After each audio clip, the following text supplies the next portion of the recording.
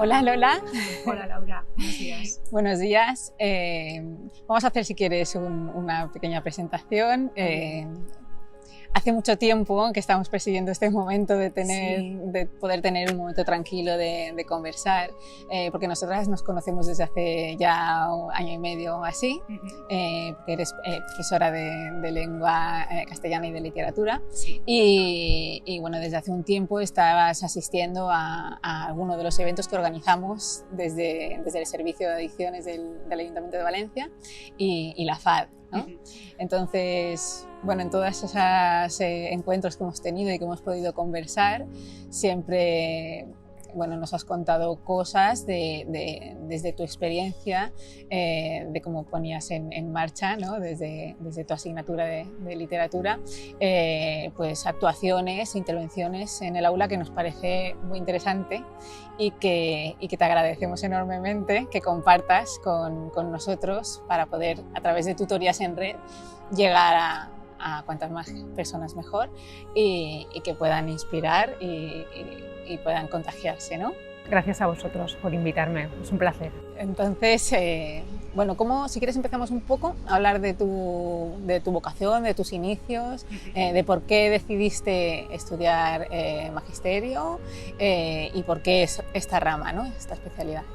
Bueno, pues la verdad es que la vocación me vino muy pronto. Igual que hay gente que en la adolescencia, cuando tienen que decidir, están un poco mareados, a mí me encantaba el mundo de los libros. Era como un lugar no solamente de refugio y de viaje o de sueño, sino también como de posibilidad de encontrar situaciones que yo vivía y que pensaba que igual solamente las vivía yo. Entonces, bueno, ya digo, siempre para mí ha supuesto una puerta abierta al conocimiento. Entonces, claro, bueno, pues cada vez acoplado a la edad que yo iba teniendo, pero la lectura me ha gustado siempre. Entonces, estaba ahí dudosa entre meterme a hacer algo para biblioteca o para dar clase y al final me decidí por las clases y no me arrepiento, la verdad es que no me arrepiento. Y luego la literatura, pues vamos, o sea, es como mi pasión. Sí. Y se nota y lo transmites.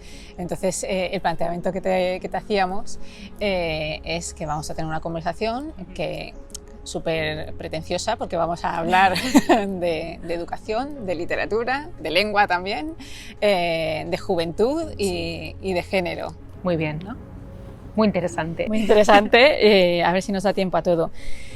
Si quieres empezamos con un dato, ¿no? Que recientemente se han publicado algunos estudios que hablan de que los jóvenes de entre 15 y 18 años pues atraviesan una crisis en su afición a la lectura, ¿no?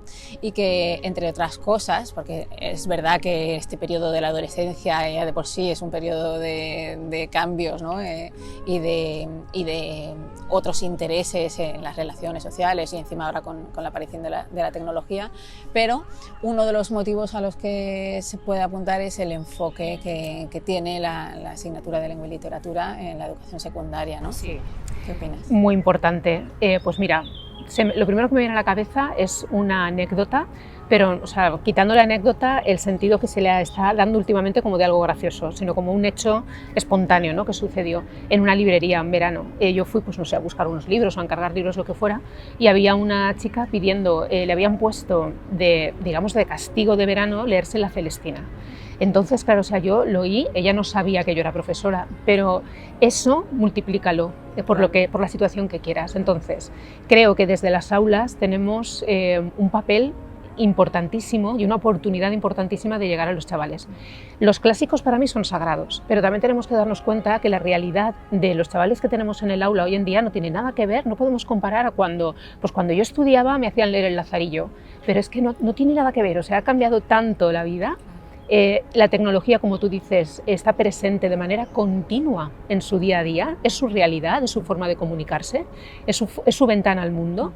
Entonces, tenemos que conseguir atraerlos con tecnología o sin, porque ahí tenemos de todo, ¿no?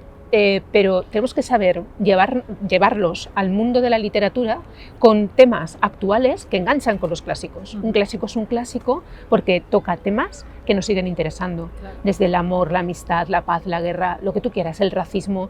Esos temas han estado presentes ahí siempre.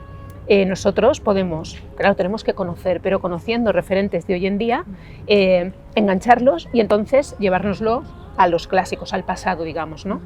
y saber hacerlo también con ediciones adaptadas. No podemos pretender que lean, yo que sé, por ejemplo, el Mio Cid, podemos hablar del honor, pero no podemos pretender que lean el Mio Cid con el lenguaje de la Edad Media, tendrá que ser algo adaptado. Eso se ha hecho 1000 adaptaciones, también hay que conocer, pues desde el Don Quijote de la Mancha a lo que tú quieras, la Celestina también está adaptada. Pero bueno, quiero decir que tenemos un papel principal porque existen apps, páginas web, vídeos en YouTube, que no son solamente los youtubers que ellos siguen, sino que son recursos que el profesor puede disponer para saber engancharlos y sobre todo coger temas que están ahora en la actualidad o que a ellos les puede interesar y, ya digo, saber conectar con esa literatura clásica y entonces enseñarles que sus miedos, sus inquietudes, sus necesidades han existido, no es algo novedoso, que ellos piensan que el mundo que está, o las necesidades que tienen ellos ahora, que es algo que los padres no comprenden, que los profesores tampoco, y de hecho yo tengo comprobado ya con mis 20 años de experiencia en el aula que conectan mucho más con un profesor joven que con uno mayor. Ajá. Cuando ya eres padre o madre es como que ya estás en otra esfera, ¿no? Entonces, bueno, pues eso, cómo conseguir traérnoslo a nuestro terreno, conocer nosotros también ese mundo de la tecnología, conocer TikTok, conocer Instagram, que tiene una parte que puede ser negativa, pero que también podemos saber utilizarla para que ellos aprendan y eso, o sea, llevárnoslos al terreno de la cultura también. Claro. Muy bien, y ahora va a haber un cambio en la normativa, ¿no? Que afecta totalmente a tu asignatura, sí, que va a entrar en vigor a partir del nuevo curso escolar, a partir de septiembre. Y son dos mujeres, dos profesoras de lengua y literatura con bastante amplia trayectoria, ¿no? Guadalupe Jover y Rosa Linares, que son las coautoras, ¿no? de este nuevo currículo, que va a aportar cosas que van a cambiar algunas cosas que tradicionalmente se venían haciendo y que a lo mejor, bueno, y ahora nos lo cuentas tú desde tu experiencia, va a mejorar el enfoque de la asignatura, sí, ¿no? De cara al interés de los jóvenes. Yo creo que sí. A ver, cada vez que hay un cambio de ley siempre se produce un revuelo impresionante. Hay que reconocer que eso para el profesorado implica una cantidad de trabajo excesiva y que venimos de una pandemia que ya ha supuesto una cantidad de trabajo excesivo. Claro. Entonces, normalmente suele haber rechazo ante los cambios, pero creo que esta propuesta es fundamental para conseguir llevar a los chavales de estas edades o de más mayores, más jóvenes, para poder llevarlos a la lectura. ¿Por qué? Porque la propuesta de esta ley no va con un eje cronológico, como se ha hecho hasta ahora, sino con un eje temático. Entonces, además, dan libertad. O sea, es el profesorado o las editoriales las que plantean el tema. Tú puedes plantear el tema, por ejemplo, pues de la pobreza, de los marginados, del honor, como decía antes, de los exiliados. O sea, está abierto la muerte, la mujer en la literatura. El tema como lo planteas como tú quieras. El amor romántico, los mitos del amor romántico. Y entonces a partir de ahí yo lo que estoy conociendo, claro, todavía hay poco elaborado porque se está haciendo y tiene que empezar, pero por lo que conozco y por lo que me ha llegado, veo que se están haciendo como dos vertientes. Una, que cogen un tema y a partir del tema, porque además nos ofrecen la oportunidad de tocar la literatura universal. Ajá. Antes solamente era a nivel de España y entonces ahora se abre también, claro, imagínate, sí, todas las posibilidades, ¿no? Bien, entonces tú puedes coger el tema y hacerlo de manera cronológica, pues esto, por ejemplo, el amor romántico en la Edad Media ya se veía con los trovadores, les trovairits, bueno, lo que sea, para ir siguiendo hasta ahora mismo, o puedes elegir 3-4 títulos de poesía, de novela, lo que tú quieras, de la temática que tú quieras y profundizar en ello. Leí un artículo de estas profesoras y ellas creo que ponían el ejemplo de A través del espejo. Y entonces, claro, es que tú fíjate la amplitud de gama que hay. Claro. Y entonces, claro, por supuesto que hablaban de Alicia, pero luego lo llevaban a más. Y también incluso hablaban de relacionarlo con arte, con literatura, con música, con cine. Entonces, se abre y claro, por medio del cine conectamos con ellos porque les llega más, o a las series. Lenguaje, o sea, transversalmente, sí, a través de diferentes artes, ¿no? Y disciplinas. Claro, claro, la transversalidad es súper importante. Claro. Entonces creo que por ahí los podemos captar. Ya no importa tanto, o sea, a nosotros nos parece un sacrilegio, porque nos hemos criado de otra manera, y nos han educado y hemos estudiado de otra manera. Entonces, igual, y sobre todo los profesores, habrá muchos profesores que digan, es que no van a saber las características del barroco o de la ilustración, pero tenemos que pensar que su mundo es distinto, y que ellos saben que a un clic lo tienen. Entonces, es más importante que nosotros les enseñemos cuáles son las fuentes de información válidas y les creemos esa inquietud por saber, por conocer, y eso lo podemos hacer más tratando temas que son más cercanos a ellos, porque de hecho la ley lo que propone es como partir de algo cercano. Por ejemplo, imagínate, pues podemos tratar el tema del Carpe Diem y el Tempus Fugit, empezando a hablar pues de Pau Donés, ¿no? Y de su último, bueno, no sé si, no fue el último disco, creo que fue el penúltimo, el de 50 palos, y el libro que escribió. Y es algo que les resulta más cercano, porque los padres seguro que conocen a Jarabe de Palo, ellos al menos la flaca, el tema de la flaca lo tienen que conocer, ha sido una figura muy mediática, sobre todo pues, por las últimas intervenciones que hizo, su entrevista con Jordi Évole, etc. Entonces decirle, chicos, que el Carpe Diem está ahí. Fangoria ha sacado una canción que se llama Momentismo Absoluto. Ajá, y es total, o sea, y te está diciendo Carpe Diem. Ajá. Y eso viene de Horacio. Entonces vamos a coger ahora que Alaska, fíjate, ¿no? Si la gente conoce a Alaska y a Mario Vaquerizo, bueno, pues chicos, nos están diciendo lo mismo que nos decía Horacio. Claro. ¿Vale? Pues esa es la perspectiva que nos ofrece esta ley, que para mí creo que puede ser una oportunidad buenísima para volver a captar a los adolescentes a la lectura. Qué bueno. Y también el nuevo currículo a nivel de lengua hace hincapié en el tema de la comprensión lectora, de la importancia, ¿no? Porque está un poco en la base de muchos fracasos escolares, ¿no? La falta de comprensión lectora, y también pone el acento en la comunicación oral.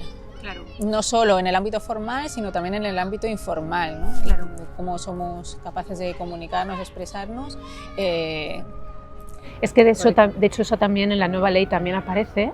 Han cambiado, bueno, la antigua ley, bueno, todas las leyes han ido como por bloques, ahora le dan mucha importancia al tema de la lengua y el habla. Se van mucho por yo lo relaciono con las herramientas de evaluación, porque no es que prohíban para nada los exámenes tradicionales, pero quieren que haya una diversificación, que haya un abanico, y entonces ahí te da la posibilidad de crear desde una tertulia dentro del aula, porque la lectura también piden que se haga lectura dentro del aula, pero la lectura dentro del aula no decir os dejo una hora para leer, porque los nanos no leen o se duermen, o, ¿sabes? Claro. No, o sea, hacer una lectura activa o una tertulia literaria en realidad es que tú dices, vale, léete este capítulo de este libro y vente con una o dos frases marcadas, y aquí lo vamos a hablar. Entonces ya digo, implica como un cambio, ¿no? Pero se puede hacer. Eso favorecerá la comunicación, favorecerá que los chavales tengan que aprender a expresarse en público y que no hablen solamente a través del WhatsApp, ¿no? o de las aplicaciones que quieran utilizar, que hablan a su manera, o esos vídeos de TikTok que solamente duran 1 minuto, que se pueda hacer de otra forma, que entiendan que hay un registro informal para unos momentos determinados, pero hay un registro formal para otros momentos, y pues eso, que se vean capaces de hacerlo, y eso, y con más fuerza luego para presentarse, porque yo relaciono mucho también eso con luego, o sea, la formación con la forma de pensar que tengan ellos, con la idea que tengan del mundo y con las perspectivas de su vida. Entonces creo que tenemos un papel fundamental, y que esta ley creo, por lo que yo conozco, no la conozco al dedillo, pero todo lo que he investigado sobre la asignatura que más me atañe a mí, creo que, ya digo, que es una puerta abierta a nuevas posibilidades que conectan más con la realidad de los chavales de ahora. Y no solo a nivel de saber expresarse, sino incluso para resolver conflictos, para tomar decisiones. O sea, es que la comunicación oral está en la base de... Y el pensamiento crítico, que vamos a fomentar desde el momento en que ellos se tengan que enfrentar con una temática. Por ejemplo, si tú les planteas un texto, aunque sea un texto expositivo, ahora, el otro día estaba leyendo un librito vuestro que en realidad va orientado hacia los padres, en la última fase, ¿no? La de los 12 a los 18 años, el mundo ese de la adolescencia. Además, ayer justo vi un anuncio de la FAD que es como que le recomienda a los padres que no le tengan miedo a la adolescencia, ¿no? Ni le den la espalda y demás. Campañas. Sí, y este libro te ayuda a eso, porque hablaba, por ejemplo, de la importancia de la amistad y del enamoramiento. Entonces, a partir de ahí te habla de la autoestima, de la baja autoestima, del narcisismo. Bueno, pues vamos a leer vamos a pasarles a ellos un pequeño fragmento, unos cuadros, aunque sean unos cuadros con características de qué es tener buena autoestima, mala autoestima, falsa autoestima, narcisismo. Vamos a relacionarlo con personajes, por ejemplo, para que no sea de ellos, que eso es un enfrentamiento, ¿no? En el aula no. Pues con personajes, sí, por ejemplo, de Los Simpson, que ya es un clásico, ¿no? Claro. Y son personajes que ellos conocen, o incluso con héroes de la Marvel. ¿Quién tendría buena autoestima? ¿Quién es narcisista? Y entonces a partir de ahí ellos hablan, comunican, piensan, pensamiento crítico, razonamiento, ¿sabes? O sea que, vamos, hay un montón de opciones. Sí, y eso redunda en una mejor autoestima. Cuando tú te sientes fuerte y sabes expresar tus ideas y sabes poner nombre a tus emociones y sabes comunicarlas y transmitirlas, pues te sientes más capaz y te posicionas frente a los demás en otro lugar, ¿no? Claro. También en las relaciones de pareja y en las relaciones de amistad, que en la adolescencia son tan importantes. Estaba pensando yo que arma, ¿no? Desde el tema del bullying, que cuando está súper estudiado, que siempre hay un líder y los demás a veces, aunque no piensen igual, los siguen, Claro. porque es como que no tienen fuerza, no tienen suficiente Eso autoestima.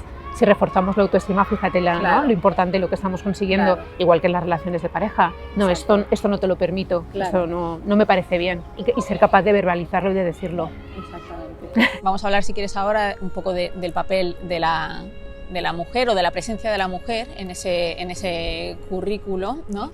Bueno, hay una investigadora de la Universidad de Valencia y es también profesora de lengua castellana y literatura, que es Ana López Navajas, que lleva una trayectoria, lleva una lucha bastante intensa, bueno, sí, por visibilizar o por dar a conocer o porque se ponga en valor y se introduzca de una manera formal en los sistemas educativos y en la secundaria especialmente a la mujer, ¿no?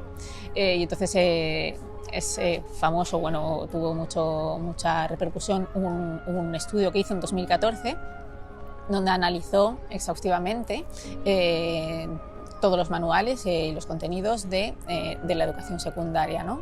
Y al final la conclusión fue que las mujeres, los referentes mujeres, eran como un 7%, 7,6% la presencia de referentes femeninos en todos estos manuales revisados de ámbito no solo cultural, sino también científico e histórico, ¿no?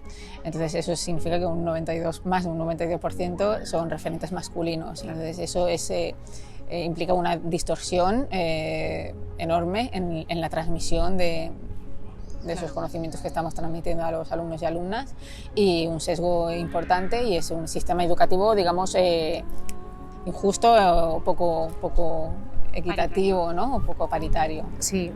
A ver, es verdad que también por la experiencia que he tenido colaborando con diferentes editoriales, me he encontrado que de manera particular o empresarial, como quieras llamarlo, antes de que entrara en vigor, bueno, que todavía tiene que entrar en vigor esta ley, ya ha habido muchas propuestas de coordinadores de libros, de editores, que siempre han estado buscando la paridad. La paridad, ojo, Ajá. no digo la superioridad, no, que me parece muy importante la paridad.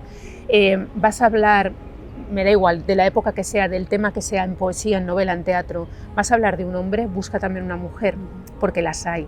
Es verdad que durante muchísimos siglos la historia nos ha enseñado que han estado silenciadas, que les ha costado mucho darse a conocer y salir. Entonces, por eso, según en qué época estemos, es más difícil. Y yo ahí retomo otra vez con la idea de la literatura universal. Si nos quedamos en la Edad Media, igual en España, pues ahora mismo me viene Isabel de Villena, pero igual la conocemos en la Comunidad Valenciana, igual te vas a otra comunidad y no saben quién es, me puede venir una Trovairich, pero de nuevo estamos en el ámbito de lo que era la Corona de Aragón, vamos a decir, ¿no? Aunque la Corona de Aragón fuera posterior, pero nos entendemos. En cambio, si lo abres a Europa, tienes otros referentes. Ahí estaba Christine de Pisan, que se considera la primera mujer novelista, porque pudo sobrevivir, o sea, el marido muere, una mujer noble, con un castillo, con familia a su cargo, no se quiere volver a casar y entonces ella, como sabía leer y escribir gracias a su padre, que no a su madre, gracias a su padre, se pudo ganar la vida escribiendo, o sea, escribía para otros que le pagaban, porque había gente noble que no sabía ni leer ni escribir, entonces le decían lo que tenía que hacer y entonces ella escribía. Y no solo hizo cartas o novelas por encargo, ella también escribió, por ejemplo, escribió una novela que yo tengo que conocer que se llama La ciudad de las mujeres. Entonces, eso se puede conocer si abrimos. Claro. Si no, nos vamos a quedar con unos referentes muy escasos de la mujer. O Trótula de Salerno, que fue la primera mujer ginecóloga, creo que del siglo XII. Pero luego se lo querían atribuir a su marido y ella ya escribió un tratado sobre ginecología, sobre cuidados femeninos, sobre belleza también. Entonces vamos a abrir, vamos a conocer, porque referentes hay, ¿sabes? Entonces, claro, pues eso, siempre buscar la paridad, no la superioridad, la paridad me parece muy importante. Sí, y muy importante esto que estás diciendo, poniendo el acento de no la superioridad, Sí. porque ahora después vamos a hablar del tema del feminismo, ¿no? y de las percepciones acerca del feminismo de hombres y mujeres, especialmente de jóvenes, de adolescentes, chicos y chicas, cómo perciben este tema, ¿no? La FAD, a través del Centro de Reina Sofía sobre Adolescencia y Juventud, realiza diferentes investigaciones teniendo como foco evidentemente a los jóvenes y adolescentes, ¿no? Con diferentes temáticas, y tienen una herramienta que es los barómetros, que son como observatorios, ¿no? De las tendencias juveniles en franjas de 2 años. El último es el del 2021 y arroja, bueno, resultados cuanto menos llamativos, y es como una fotografía que nos ayuda también mucho, nos es muy útil para luego a partir de ahí desarrollar pues lo que son los programas o las intervenciones más desde la educación dentro del aula, ¿no? Es bastante útil conocer esas informaciones porque nos hacen ver cómo está la situación. Aunque, que esto contigo en una ocasión sí que lo hablamos, no todos los jóvenes evidentemente piensan igual en ciertos temas, y ahora vamos a ir profundizando si quieres, ¿no? Por ejemplo, si quieres empezamos con el tema de los roles de género o la identidad de género. Bueno, ¿cómo desde tu experiencia, cómo percibes tú esos roles, ¿no? Lo que se espera, o esas expectativas, lo que se espera de las chicas y lo que se espera de los chicos, o qué percepción tienen ellos mismos sobre sus roles? Pues mira, sorprendentemente, o sea, por un lado es como que se ven muy modernos y se sienten del siglo XXI en muchos aspectos, pero yo lo que veo después dentro del aula, cómo funcionan, creo que siguen estando estancados en, no sé decir, del siglo pasado o más. Es decir, esos roles no han variado. Las chicas tienen como su papel y los chicos su papel, tanto dentro del aula. Pues quien se puede considerar, digamos, o sea, es normal que una chica sea trabajadora, ¿no? Que levante la mano y que pregunte, o que sea sensible y en un momento dado, si hay un problema en el aula o con otra compañera, se acerque, que sea la chica la que se acerca en vez del chico.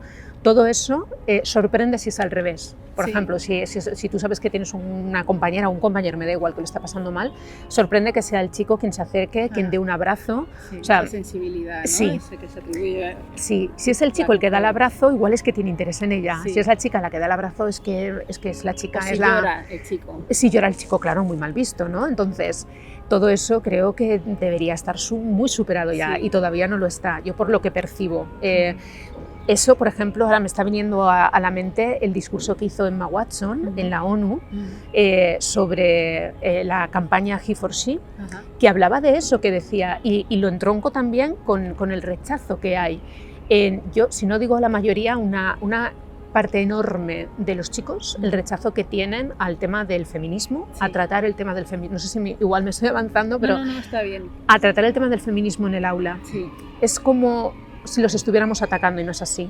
Entonces Emma Watson en aquel discurso ya decía, de hecho es He4She, o sea, empieza con él, ¿vale? Claro. Y dice, chicos, os necesitamos, Claro. esto es igualdad, esto no es superioridad, es la igualdad. Esto aparece aquí en el libro, en el de Gemma Sí. Celestino, en el de ¿Y tú eres feminista? Sí. Aparece la referencia de Emma Watson y muchísimas más. Y es muy interesante porque te explica no solamente, bueno, primero te dice de dónde sale la palabra feminismo, que es de un escritor francés, de Alejandro Dumas, estaba el padre y el hijo. Pues el hijo, él crea el término, además habla de neologismo, de palabra nueva, de feminismo, como ya esa necesidad de que se conozca el papel de las mujeres y se reivindique el papel de las mujeres. Esto aparece aquí. Y luego te habla de filósofos, filósofas, escritores, escritoras, o sea, también va buscando como la paridad, ¿no? Y te habla del discurso de Emma Watson también, porque creo que es un punto y aparte muy reciente. Y entonces ella dice, chicos, que vosotros también estáis aquí. Y habla, por ejemplo, de los índices de suicidio, en este caso de Reino Unido. Pero decía que hay una mayoría de hombres que pasan depresión y se suicidan porque es como que no pueden decirlo. El hombre no puede pasar una depresión, el hombre no puede estar triste, el hombre no puede llorar. Y enganchamos con esos roles que hay todavía existen dentro del aula, ¿sabes? Sí. Entonces pienso que ahí también tenemos mucho trabajo por hacer. Sí, porque eso ejerce una presión tanto para ellas como para ellos, ¿no? Sí. Cada uno en su... Y eso, por ejemplo, ahora me está viniendo a la cabeza en el mundo de la literatura. Ahora estoy recordando una obra, por ejemplo, de Nando López, que además es una obra de teatro para primero o segundo de la ESO, un lenguaje muy sencillo, en el que aparece una diversidad enorme de personajes. Y, por ejemplo, hay un momento en que uno de los chicos es quien verbaliza, bueno, además explica lo difícil que le está resultando porque los padres se han separado, tienen que ir a juicio y él, claro, no, bueno, pues es una experiencia muy mala para él y se siente fatal. Entonces es como empieza a escribir por WhatsApp a una amiga que le ha preguntado cómo estás y es como que no se lo puede permitir y lo borra. Vuelve a intentar escribir diciendo, pues estoy fatal porque tal, llega a decir, esto es una mierda porque están discutiendo al final por dinero, no me quieren, lo vuelve a borrar, o sea, y ahí reflejamos otra vez, ¿no? O sea, los chicos también tienen problemas, claro que sí, los chicos también se sienten mal, ¿por qué no lo vamos a reconocer? Y para mí el feminismo también está ahí, es decir, es la igualdad. Igual, porque hay mucha gente que te dice, vale, pero entonces, ¿por qué es feminismo de fémina? Porque ha sido la fémina la que ha estado por debajo. Sí. Y eso se puede demostrar a nivel histórico de mil maneras. Sí. Entonces es la fémina la que necesita subir, pero vamos a lo mismo, o sea, vamos a la igualdad y vamos a reconocer que los hombres también tienen un papel ahí dentro y tienen también mucho que reclamar. Claro, lo que pasa es que hay como una labor enorme que tú la estás haciendo en el aula, pero que a lo mejor se debería extender más y en las familias, sí. Una labor educativa, ¿no? De todo esto que me estás contando tú. Claro. ¿De dónde viene el concepto feminismo y por qué los jóvenes se sienten como a la defensiva o se sienten atacados cuando se habla de feminismo? Sí. O tienen a lo mejor en la cabeza que van a perder privilegios o es que es una cosa que han heredado ya y que a lo mejor los adultos también estamos contribuyendo, ¿no? a que ese concepto esté asociado a cosas que no son reales. No se trata de superioridad efectivamente, sino estamos hablando de igualdad, ¿no? Igualdad. ¿Por qué cuesta tanto? A ver, yo creo que además precisamente ahora estamos viviendo unos tiempos muy convulsos, sí. que vivimos en los extremos, ¿no? O mucha gente vive en los extremos y los extremos no son buenos. Claro. Entonces, ni pretender que la mujer sea el centro de todo y tenga... No, ni al contrario, ni pretender que la mujer siga como ha estado mucho tiempo en la cocina, ¿no? Y en casa cuidando a los hijos, ¿no? Ayer casualmente a nivel familiar hablábamos, bueno, pues por un familiar que tengo yo que es militar y ha estado en Afganistán y decía que en Afganistán que claro, no existen mujeres doctoras, no hay. Entonces, cuando una mujer tiene un problema, tiene que ir con el hombre, es el hombre el que explica lo que le pasa a la mujer, o sea, es un desatino, ¿no? Sí. Entonces dices, bueno, claro, si le dejara, es que a las niñas no les dejan ni siquiera estudiar. Entonces, eso es un extremo, claro. Eso no está bien. Claro. Vamos a buscar el punto medio, vamos a buscar esa igualdad. Desde las familias tienen que dejar actuar a los centros educativos. Claro. La política creo que debería quedarse al margen. Y ya digo, siempre buscar un qué punto... importante eso que estás diciendo. Sí, Lola, guau, madre mía, y qué difícil. Qué importante y qué difícil, porque sin nombrar nada ni en concreto ni señalar a nadie, ¿no? Pero sí que es verdad que no siempre se facilita. Nosotros que hacemos talleres en los centros educativos, no siempre tenemos la libertad de hablar de todos los temas, ¿no? Claro, claro. y según en qué centros, también es muy difícil y hay temas que están vetados. Sí, y no hablo ya de nivel político, hablo de política de centro, claro, no de política comunitaria, ¿no? O sea, de comunidad autónoma, sino del centro en sí, del ideario del centro. Hay temas que es muy complejo tocar, porque hay padres que se pueden sentir heridos o pueden pensar que es un terreno que el centro del colegio no tiene que entrar, y yo creo que es una equivocación. Hay mucha gente sufriendo porque en su casa no los comprenden, y podríamos entrar en el terreno, por ejemplo, del LGTBI. O sea, hay muchísima gente, muchos adolescentes sufriendo porque saben que sus padres son homófobos y lo verbalizan. Lo verbalizan. Gente con 14 años, con 13 años, con 15, con 16. Mi padre es homófobo, no le puedo decir cuál es mi orientación sexual, lo tengo que callar, y tienen que aguantar como esa presión de si es un chico y tu novia, o al revés, si es una chica y tu novio, ¿no? Entonces, si ni siquiera en los centros pueden encontrar una ayuda... Si en la familia no tienen, en el centro educativo no lo tienen tampoco, y se crían, o su entorno, o lo que ellos han vivido, es todo barrera, y luego... pues hay un índice de suicidio que, por ejemplo, elevado, ¿no? Por ejemplo, de abandono de estudios, porque al final prefieren encontrar un trabajo muy bien para poder hacer su vida, independizarse y no depender de la opinión, o poder esconderse, que es una pena, pero es así. Entonces creo que en el aula se tiene que poder tratar todo, y los padres nos tienen que dejar también que tratemos todos estos temas de una manera, fundada, documentada, etcétera, ¿no? Pero... que haya cierta confianza, ¿no? de las actuaciones. También por la franja de edad que hablabas antes, que se desconectan, y por comentarios que han surgido últimamente en algunos medios de comunicación, como que no hay una literatura infantil y juvenil, lo que se llama LIG, ¿no? de calidad, y que no es verdad. O sea, hay que saber buscar un poco, y hay muchísimos autores y autoras que están tratando toda esta temática y otras, y creo que por ahí podríamos enganchar a los chavales que lo necesitan. Sí, es que además ahora efectivamente hay que moverse, ¿no? Es verdad que en algunos centros educativos los docentes están como un poco aislados, ¿no? Y que tienen que hacer el esfuerzo casi individualmente, pero aún así los hay.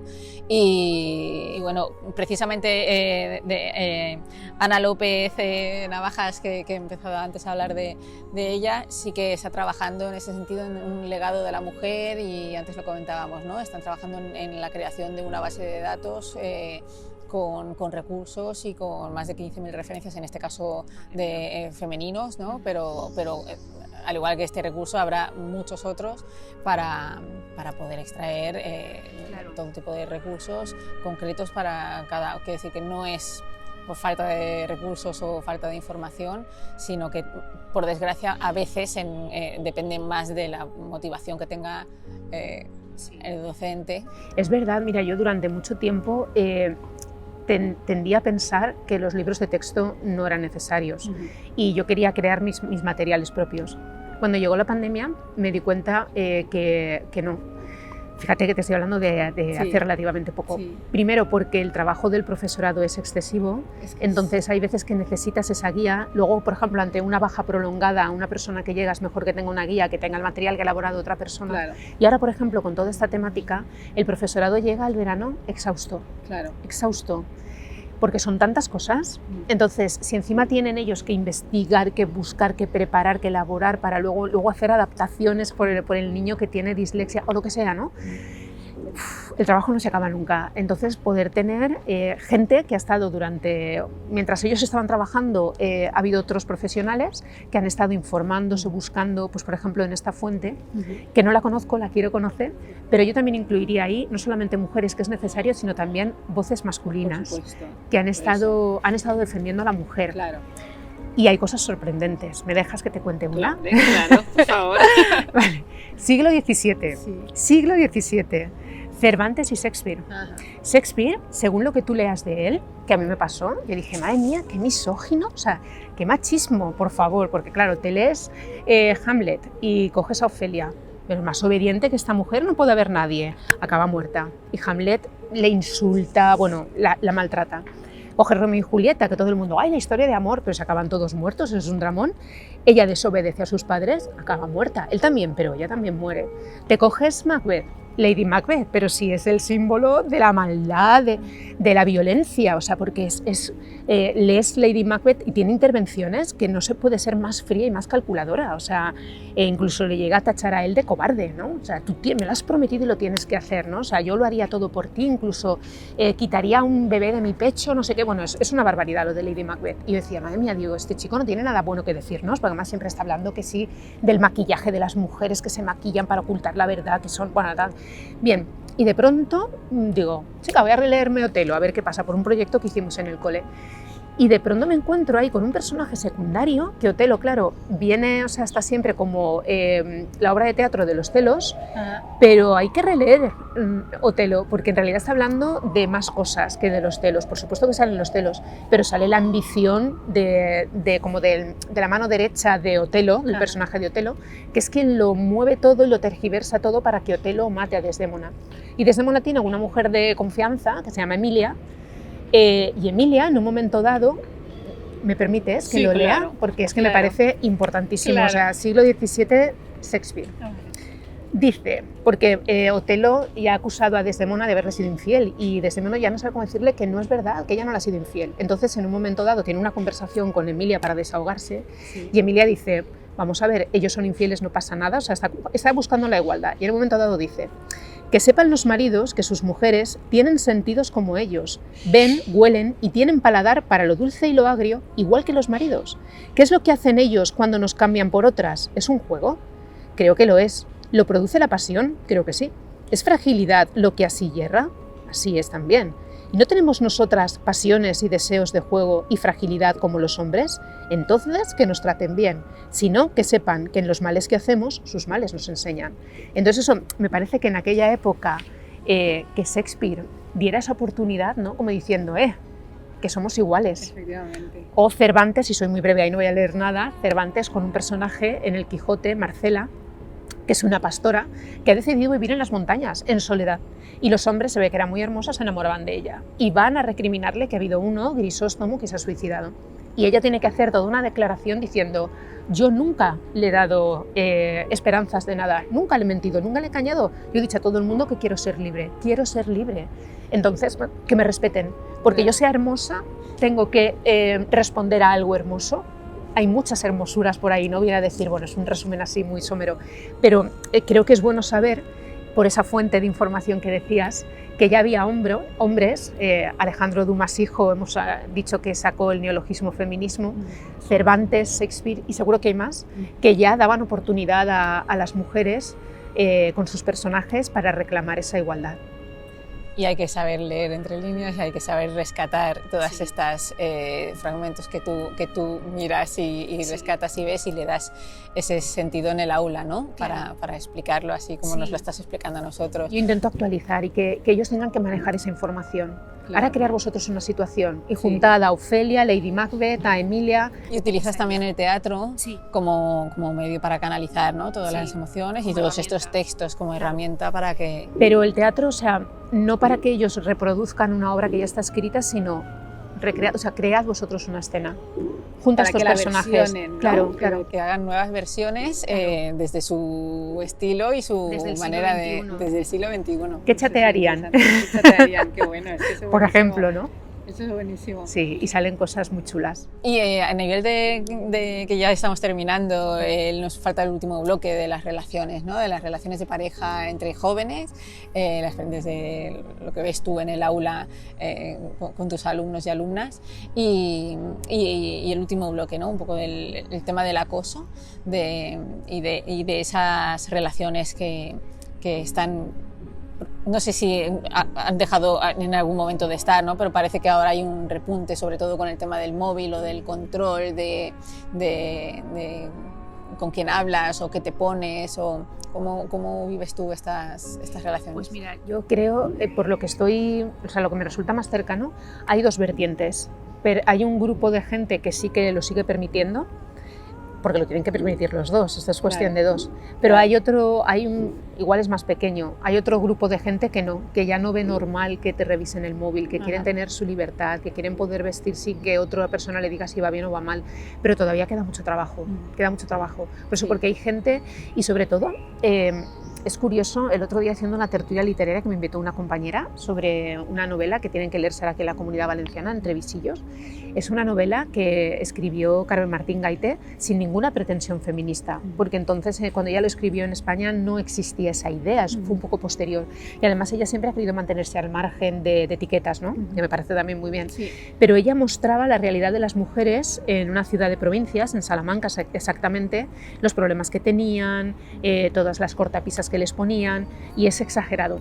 Y es curioso cómo la misma novela, leída según qué grupo de juventud, la interpretan de una manera o de otra. Es decir, el grupo de gente con el que yo estuve, que además habían 2 chicos, el resto eran todo chicas, las chicas apenas, la mayoría no veían, identificaba las escenas de machismo en la novela, pero no veían una transposición a la actualidad. Ajá. En cambio, hablándolo con otro compañero que está en otro instituto, en un centro público, él decía que sí.